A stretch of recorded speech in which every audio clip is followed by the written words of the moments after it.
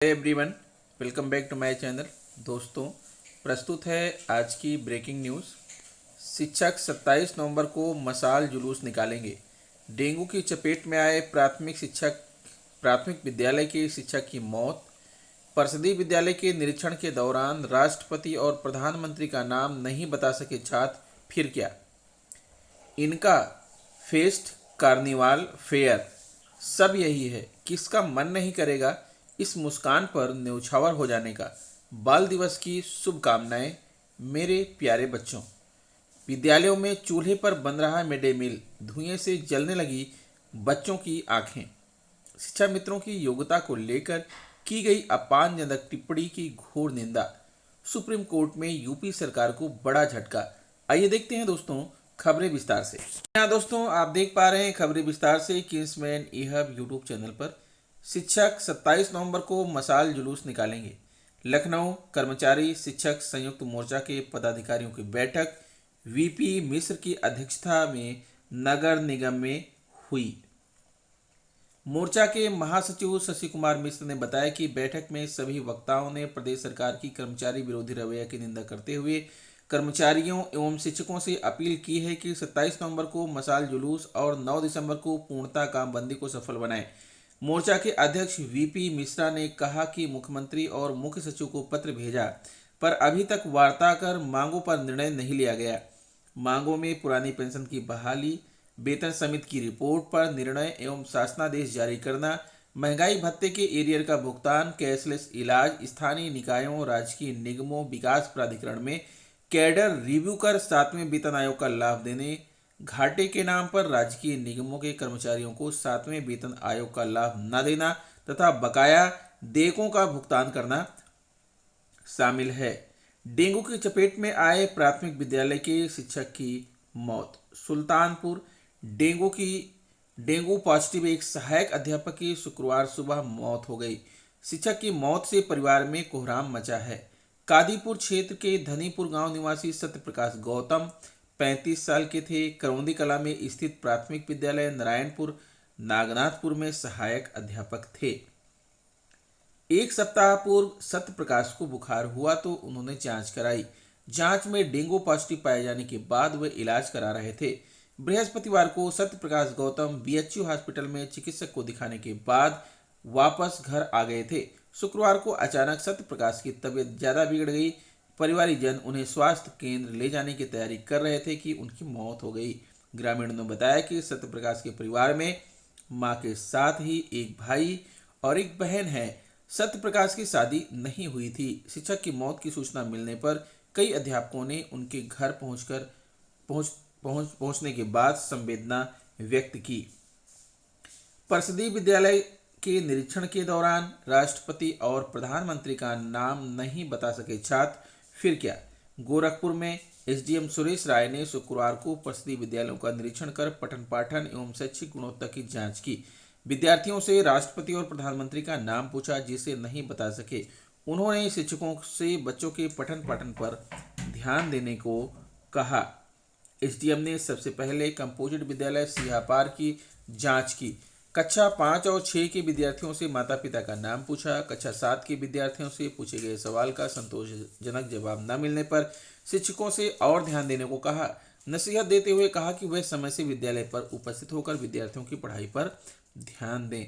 SDM ने इसके अलावा कंपोजिट विद्यालय टड़वा खुर्द और प्राथमिक विद्यालय भीटी रावत का भी निरीक्षण किया। यहाँ कुछ विद्यार्थी प्रधानमंत्री और राष्ट्रपति का नाम नहीं बता सके। एसडीएम ने सभी शिक्षकों से विद्यार्थियों को विषय ज्ञान के अलावा सामान्य ज्ञान की भी जानकारी देने को कहा। इनका फेस्ट, कार्निवाल, फेयर सब यही है। किसका मन नहीं करेगा इस मुस्कान पर न्यौछावर हो जाने का। बाल दिवस की शुभकामनाएं मेरे प्यारे बच्चों। इनका फेस्ट, कार्निवाल, फेयर सब यही है। किसका मन नहीं करेगा इस मुस्कान पर न्यौछावर हो जाने का। गन्ने के छोटे छोटे टुकड़े, कुछ पार्ले जी बिस्कुट, थोड़े से टॉफी, चाउमीन, कुछ लोकल नमकीन से भी लग जाता है इनका मेला। मन जाता है बाल दिवस। कुछ भी मेरे हो जाए मेरे बच्चों, तुम यह खुशी मत खोना। कसकर पकड़े रहना अपनी निर्मल हंसी।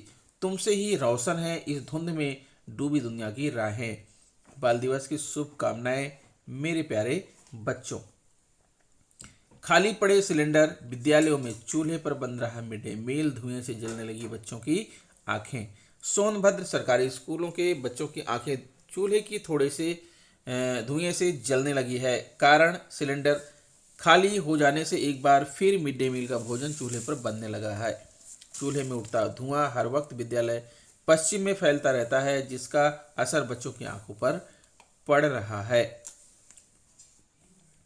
सदर विकासखंड क्षेत्र के प्राथमिक विद्यालय अवई, माध्यमिक विद्यालय अवई, प्राथमिक विद्यालय भडारा, खुर्द शिक्षा क्षेत्र म्योरपुर के कंपोजिट विद्यालय पुनर्नवास प्रथम, बीजपुर कॉलोनी, राय कॉलोनी, कंपोजिट विद्यालय सिरसोती, पिंडारी, कोटा पिंडारी, लखार, जरहा, हरबढ़िया, चितवा, झुराहा टोला, नाव टोला, कोन क्षेत्र के मिटहिनिया में स्थित उच्च प्राथमिक विद्यालय कुशवाहा टोला व प्राथमिक विद्यालय लाल बिजोरा जिले के कई विकास खंडों के सैकड़ों विद्यालयों में लकड़ी के चूल्हे पर ही खाना बनाया जा रहा है।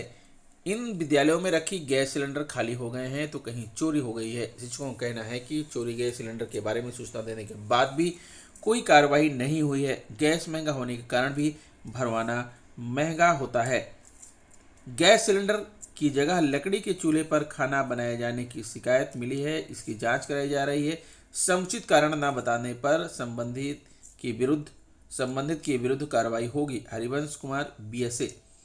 शिक्षा मित्रों की योग्यता को लेकर की गई अपमानजनक टिप्पणी की घोर निंदा। डॉक्टर शेफाली सिंह भाजपा जिला पंचायत अध्यक्ष मुरादाबाद जी, आपको यह पता नहीं है शिक्षा मित्र शब्द और पद का सृजन किसने किया था?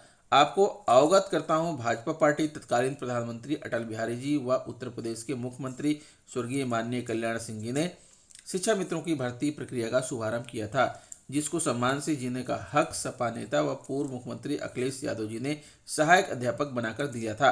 आपकी सरकार ने कोर्ट को ढाल बनाकर 40,000 रुपये से घटाकर 10,000 रुपये कर बंधुआ मजदूर बनाकर छोड़ दिया है। शिक्षा मित्रों की योग्यता पर आपने जो गंदी व भद्दी टिप्पणी की है, उसमें आपकी सरकार व तत्कालीन प्रधानमंत्री स्वर्गीय अटल बिहारी वाजपेयी जी व तत्कालीन मुख्यमंत्री स्वर्गीय कल्याण सिंह जी की योग्यता पर भी सवाल खड़ा होता है, जिन्होंने शिक्षा मित्रों की भर्ती की है। उत्तर प्रदेश में सरकार बनाने के लिए जारी किए गए संकल्प पत्र बनाने वाले नेताओं की योग्यता पर सवाल खड़ा होता है, जिसमें सरकार बनने के 3 माह के अंदर शिक्षा मित्रों की समस्याओं पर स्थायी हल करने की बात कही गई थी। आपकी सरकार भी बनी और कार्यकाल पूर्ण होने की ओर है। आपकी सरकार ने शिक्षा मित्रों के कल्याण के लिए कुछ किया तो है नहीं, उल्टे शिक्षा मित्रों की योग्यता पर आपके द्वारा अभद्र टिप्पणी की गई है। उसकी उत्तर प्रदेश के 1,72,000 शिक्षा मित्र व शिक्षक समाज घोर निंदा करता है। पहली बार ओएमआर सीट देखकर असमंजस में पड़ गए कक्षा 3 और 5 के बच्चे। सुल्तानपुर। पहली बार ओएमआर सीट देखकर परिषदीय विद्यालयों के कक्षा 3 और 5 के बच्चे असमंजस में पड़ गए। हिंदी मीडियम के छात्रों की कक्षा निरीक्षकों ने बड़ी मुश्किल से इंग्लिश में डिटेल भराई। नेशनल अचीवमेंट सर्वे की परीक्षा जिले के 225 विद्यालयों में हुई।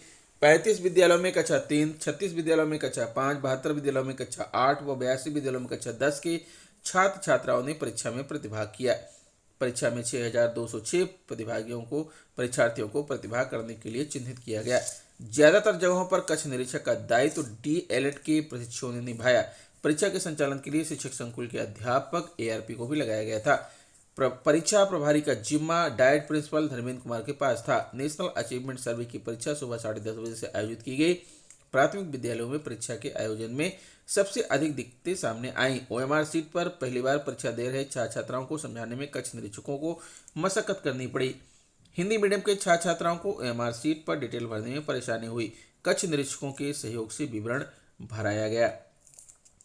यूपी सुप्रीम कोर्ट में यूपी सरकार को बड़ा झटका। उच्च अधिकारियों की गिरफ्तारी का रास्ता साफ, दिया यह बड़ा आदेश, जानिए पूरी डिटेल। सुप्रीम कोर्ट ने शनिवार को उत्तर प्रदेश सरकार की एक अपील खारिज करते हुए राज्य के वित्त सचिव और अतिरिक्त मुख्य सचिव राजस्व को बहुत अहंकारी बताया और उनकी गिरफ्तारी का रास्ता साफ कर दिया, जिनके खिलाफ इलाहाबाद हाईकोर्ट ने आदेशों के देरी से और आंशिक अनुपालन के मामले में जमानती वारंट जारी किए थे। मामला इलाहाबाद में एक वसूली अमीन की सेवा नियमित करने और वेतन वृद्धि के भुगतान से जुड़ा है। हाईकोर्ट ने 1 नवंबर को कहा था कि अधिकारी अदालत को खेल के मैदान की तरह ले रहे हैं और उन्होंने उस व्यक्ति को वेतन देने से मना कर दिया जिसे पहले सेवाओं के नियमन के अधिकार से वंचित कर दिया गया था। हाईकोर्ट ने आदेश दिया था कि प्रतिवादियों अधिकारियों ने जानबूझकर इस अदालत को गुमराह किया है और याचिकाकर्ता को वेतन वृद्धि नहीं देकर अतिरिक्त महाधिवक्ता द्वारा दिए गए हलफनामे की अवज्ञा की है। ऐसे में यह अदालत प्रतिवादियों के निंदनीय आचरण पर दुख और निराशा प्रकट करती है और उसी अनुसार मानती है कि यह अतिरिक्त मुख्य सचिव राजस्व और तत्कालीन जिलाधिकारी और इस समय सचिव वित्त उत्तर प्रदेश सरकार के रूप में पदस्थ संजय कुमार को 15 नवंबर को इस अदालत में पेश होने के लिए जमानती वारंट जारी करने का सही मामला है। अपने शीर्ष अधिकारियों को गिरफ्तारी से बचाने शीर्ष अदालत पहुंची राज्य सरकार को कोई राहत नहीं मिल सकी और प्रधान न्यायाधीश NV रमन ने कहा आप इसके ही काबिल हैं, इससे भी ज्यादा के। पीठ में न्यायमूर्ति सूर्यकांत और न्यायमूर्ति हिमा कोहली भी शामिल हैं। पीठ ने कहा आप इस मामले में यहाँ क्या दलील दे रहे हैं? हाईकोर्ट को अब तक गिरफ्तारी का आदेश दे देना चाहिए था। हमें लगता है कि और अधिक कड़ी सजा दी जानी चाहिए। हाईकोर्ट ने आपके साथ उदारता बरती। आपने अपने आचरण को देखिए।